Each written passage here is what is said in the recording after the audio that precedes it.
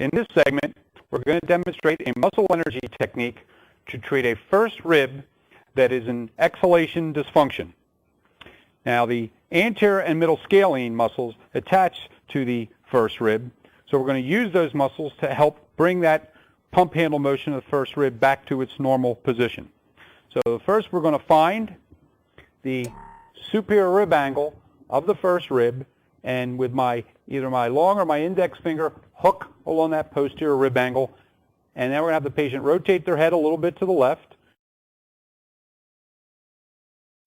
and I'm going to get my elbow down on the table, so then when I engage that first rib, we're going to disengage the long arm of the first rib away from its costovertebral as well as its costotransverse articulation. Then we're just going to tap the patient on the wrist and try to tell the patient to push their forehead up against the wrist. 1, 2, 3, and relax. During that patient's contraction, I am engaging that first rib,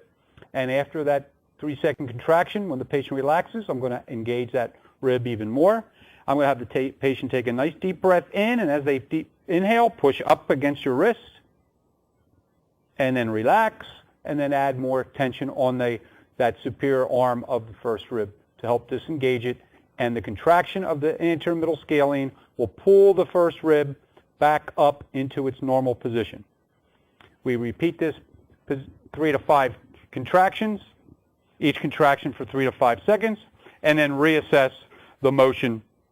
of the first rib by checking the static position as well as its motion during the respiratory inhalation and exhalation. So a muscle energy technique treating an exhalation dysfunction of the first rib using the anterior and middle scalene muscles.